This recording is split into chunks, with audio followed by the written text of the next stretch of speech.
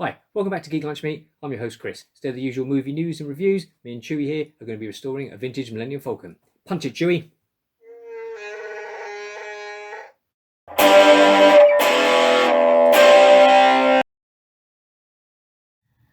So welcome to the voiceover part of the video. As you can see, what we've got here is a Kenner Millennium Falcon toy. This one is actually copyrighted 1979 on the bottom, so it's 42 years old at this point, almost as old as me, and just like me, it's seen better days. As you can see, it's a bit was incredibly dirty. It's got loads of stuff missing, so yeah, there's lots of stuff we can do to try and bring it back to its former glory. This I bought a friend who found it was still in his mum's loft. He said he had originally had it as a kid, and that came from a jumble sale or car boot, I think he said. So that's so obviously that was pre-owned by someone else as well. So it's been thoroughly loved, and yeah, there's a lot of work needs doing to it. Obviously, these were produced in abundance between sort of 1977, I think it was 1985. The Falcon didn't change. It was sold under Star Wars, Empire, and Jedi. They just changed the boxes. The actual ship, the actual toy didn't change at all, even though the Falcon in the original Star Wars has 3 landing gear, same as this one. Then in Empire Strikes Back, it's actually got 5 landing gear. It has 2 at the front and 3 at the back, but they didn't bother changing the toy. It didn't really matter. So as you can see there, the cockpit is missing, the radar dish is missing there, and the top gun is missing as well. Don't know what I'm pointing at there. And then if we can take the back section off, and you can see bits of it missing inside. The chair there, the gunner chair, the blue one is gone, always breaks off. The little bit there, which is the Jedi training remote, it's like a little plastic arm and a ball and a bit of string, that's missing, and that always goes missing, and they cost a fortune to try and replace with original ones. And then the cargo ramp here, as you can see, there should be 2 blue plastic struts. So you can see they've broken off. You can just see the bits of blue plastic left in the holes there. They always break. Again, they're really expensive. And then the top of the ramp there, again, trying to get a hold of one of those intact is difficult as well. So I might repair that later on, see if I can repair a bit of plastic, but we'll see. But there you go. So as you can see, there it all is. First things first, we'll need to get the stickers off. As you can see, some of the stickers are still on it and some aren't too bad, but these ones have all come off and have left all of the residue behind, as stickers do. So there's several ways you can do this. You can buy specialist products like Glue Be Gone and things like that. I've read that you can mix like oil with bicarbonate of soda, which might work. This is WD-40. This is the method I use. Obviously, that's a cheap knockoff of WD-40, but if you want to shell out for WD-40, knock yourselves out. Now this works just as well. So what you do is just spray it onto the sticker residue like that, and let it soak in for a bit, and then basically you want to scrape it off. Now obviously you want to use something that's not going to scratch all the plastic, so don't use anything metal.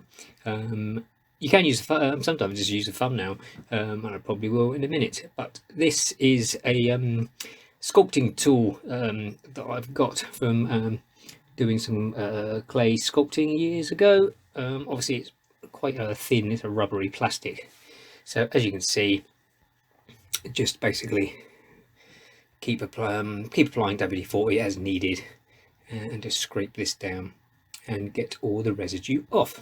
There we go, bit of a fingernail as well, some more stubborn bits, and then you'll basically have to work your way around the Falcon and get all the different stickers off. You see that's almost all gone. I think there's this little stubborn bit there we go. Just using the tip of that just to get the final bits off. You can see the colour of the plastic underneath as well is more that's the colour that the Falcon should be all over, but obviously where it's incredibly dirty and also has got discoloration from the sun, so what we're aiming for is to get it back to something like that. Just the final bits to come off there. Obviously WD-40 mostly evaporates what residue is left behind. Obviously we're going to give this a thorough washing in a minute, but there's so there's that, and then yeah, so you've got all these other stickers over here, so they all need to come off as well in exactly the same way. So they've all now been scraped off completely. So the next thing to do is to take the whole thing apart. Oh yeah, now so I left these stickers on the back. These are the original engine stickers. They're actually in pretty good nick, so I want to try to keep as much of the original together as possible. So I've left them on there, and also these ones inside, these sort of control panel ones here as well. I've left them as well. It does make it slightly harder because obviously if you were to take off all the stickers, then you can just submerge the whole thing in water to give it a clean. Now obviously you have to just be a bit careful. I mean, yeah, say it's entirely up to you depending on what condition stickers are on the one you've got. So just take out the holographic chess table there. So we'll turn it upside down, and then the next thing we need to do is take this one's got a leg missing, so it's just this one leg here. So that just comes out.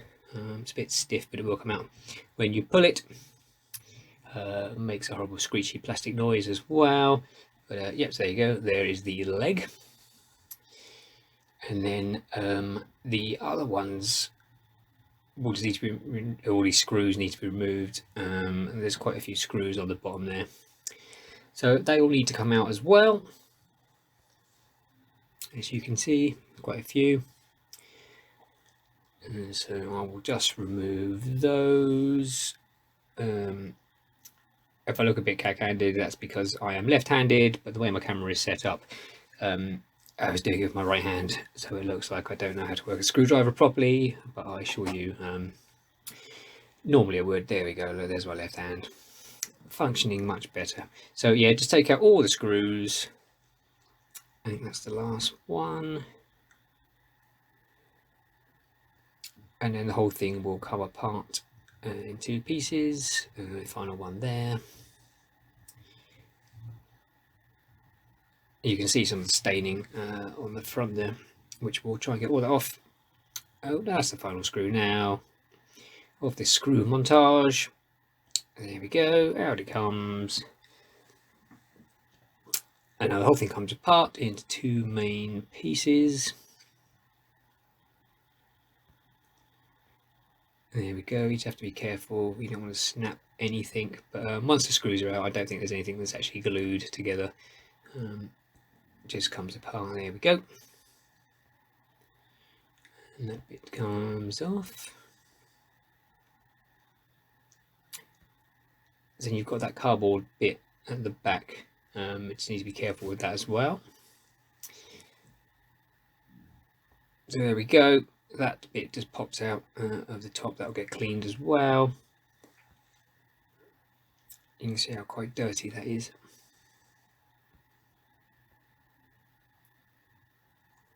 So the bottom section, there's some more bits we have to remove. You've got the main landing leg there in the middle.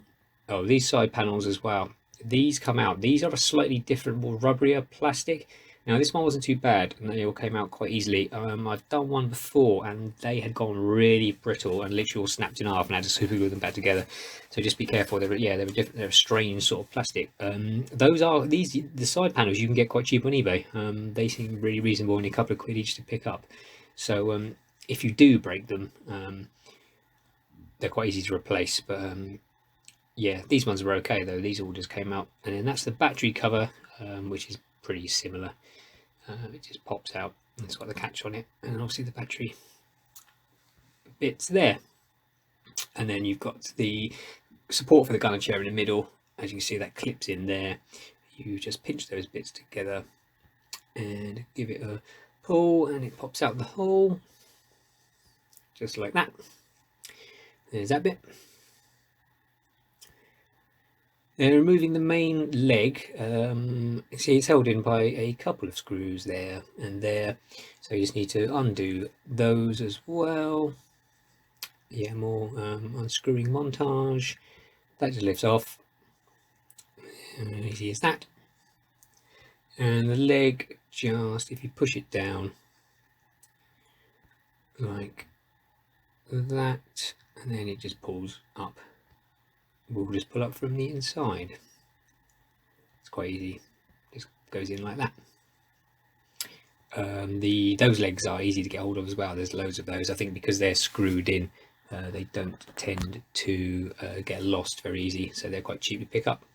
More screws holding on the motor, and yeah, the electronic, it wasn't really the sound effects the Falcon makes is maybe the sound of the laser. It wasn't anything electronic. It's literally just that motor whizzes round, and there's this thin piece of plastic there that scrapes against that wheel and makes a sort of horrible noise. So yeah, just undo all of the screws there, and then that clip comes off like so. The motor just then comes out in one bit like that, just lifts up with the contacts on the back there, and then say this is this sort of thin bit of plastic which goes on, so it just scrapes and makes a sort of screechy noise, which is meant to simulate the Falcon's laser cannons. So there's that. So that's all now completely disassembled. So the next thing is give the whole thing a wash. That's just hot soapy water and an old toothbrush. Nothing complicated. It's just got 40 years of grime and dirt on it from being played with when it was older, and then just being shoved in the loft. So all the different parts, there we go, all just get scrubbed clean and get all the built up grime and grease off of that. All the individual parts, everything gets done. It's not rocket science, just some elbow grease required. So there we go, there's the parts all clean and dry, and this is where you can see the yellowing that you get from age. You can scrub that as much as you want and it won't come off, because it's literally like a chemical reaction in the plastic. And you can particularly see this bit here where you've got this sort of square effect. It's the where thicker lines of plastic underneath sort of form struts to keep it or more supported. Just where the plastic's thicker over time, they just go that strange color. And this will get rid of them, the magic stuff. This is a Boloxon Perfect, 12%, which I got off of eBay. That was about £6, I think it was. But anything like that, hydrogen peroxide is basically what it is, which is a form of bleach. And when it's exposed to ultraviolet light, or the sun being the main thing, it will bleach it. Now, obviously, to try and get enough of the liquid stuff to submerge a whole Falcon is quite pricey, and then you need to have something big clear receptacle to put them in. So we use this cream, so it's easier. So basically I've brushed it over the entire thing, and obviously this helps as well because, as I said before, because I've got the stickers that I'm leaving on there, you can go around them. And then this oven cleaning kit, this was a couple of quid in a cheap shop. I bought 2 of these. What you're after in it is basically this, the big plastic bag that seals up, that you normally put your the trays and the shelves and stuff from your oven. So you basically stick the parts of the Falcon or whatever it is you're cleaning into them and seal it up and put it out in the garden. Here they are. I used 2 of these bags, just obviously because it's quite large. You put that into, well, if you've got ultraviolet lights to use them for other things, you set it up indoors, but I haven't, so out into the sun they go, and the ultraviolet light from the sun will react with the chemical and basically bleach the plastic back to its original colour as much as possible. The longer you leave it out there, the better it will be. In the meantime, this is the cardboard insert. If it's all really badly done, you can iron them. I've done that before. This one's not too bad, just needs a clean. So there's just some white spirit and a cotton bud. Obviously you don't want to put water on it because obviously it will ruin the cardboard. Obviously white spirit will just evaporate. So just gently go over it, and as you'll see in a minute, it will just take off all the grime and just make it all look a bit cleaner.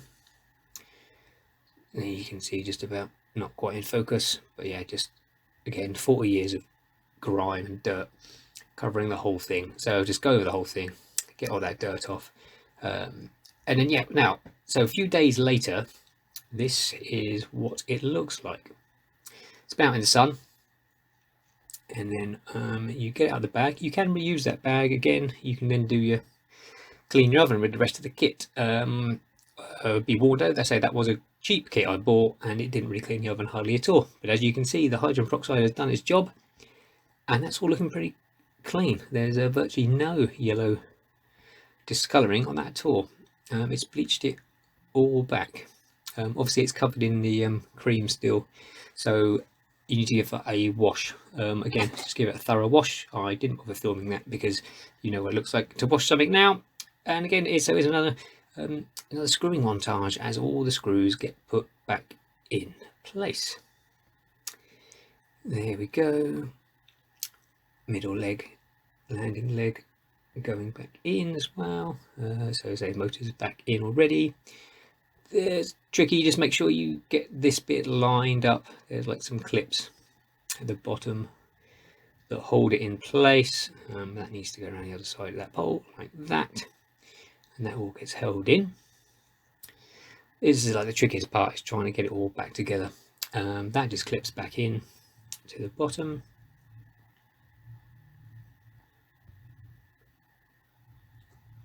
And then the top panel goes on. I put the side bits on first. They will just pop back in. So just be careful, make sure they're not too brittle. These are all quite straightforward.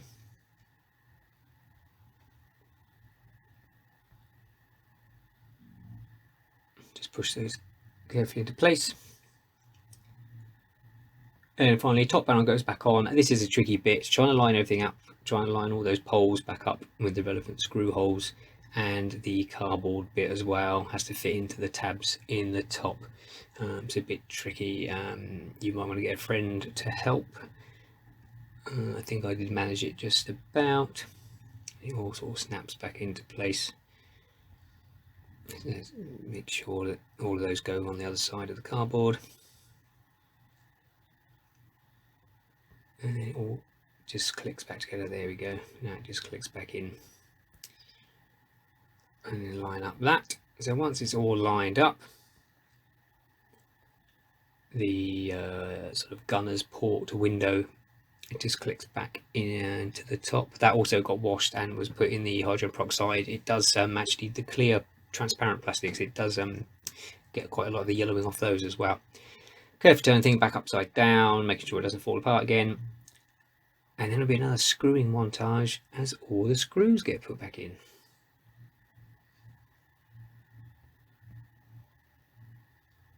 And there we go. There's me in trying to use a screwdriver in my right hand again. And there we go.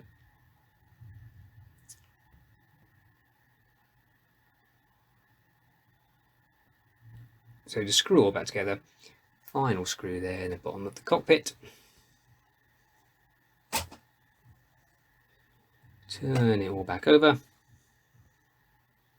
There, it's all looking nice and clean.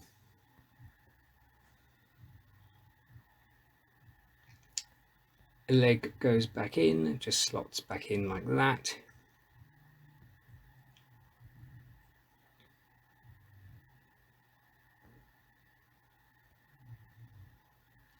Round to the back of the ship. And it's just the holographic chest table, just goes back in like that. And the smuggling floor they hide under from the Imperials. Ramp just goes in. So at this point in time, I haven't replaced that ramp at all yet, so that it just clips in quite well.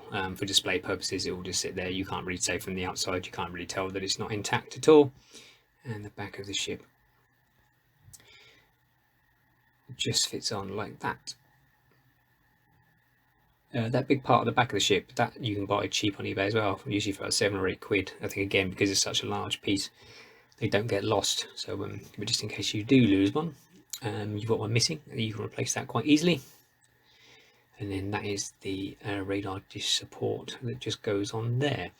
And yeah, then these are the parts I picked up on eBay. See a cockpit, radar dish, and the top gun, and replacement stickers there. So yeah, those have to be cut up and stuck back on to the ship. Chewie, we're home. Yep, and Chewie are back where they belong with the Falcon, all looking as it did back in the late 70s, early 80s. As you can see, it's all looking clean. All the parts I've got for it back on. And it's come out really nicely. And you may also be able to see, also done literally exactly the same thing to this AT-AT. This was mainly his, the main body and the top part of the legs were really yellow, so they got on the application of the hydrogen peroxide cream, which then went out in the sun, which has cleared all that up. Again, that's most of the original stickers. Need to get some replacements for around the front. He's missing one of the chin guns as well, but otherwise he's looking pretty good. And this snow speeder was done in exactly the same way. Again, this one had nearly basically all of its original stickers, so I had to carefully work around those. He's just missing the harpoon, I think one of the engines from the back, but otherwise he's looking pretty good. So there's the Falcon in all its glory. And then Luke's X-Wing was done in exactly the same way. This was absolutely filthy and really yellow when it came to me. It was missing two of the guns. It's still missing the canopy. I need to get one of those, but they're really expensive on eBay. But again, that was new stickers as well. That was the same guy in Australia that I got the Falcon stickers from. But he's come out really well. As has this speed bike, which that didn't need much work done at all. That was just getting some spare bits off of eBay and some peroxide on the Spiker Scout and a good cleaning. He's missing the two flaps at the back, which always go missing, and again on eBay they cost a bomb, so I'll get around to those eventually. But there you go. I hope you found this of interest. Like and subscribe if you did, and I will be back next week with some more usual news and reviews. Thanks very much for watching.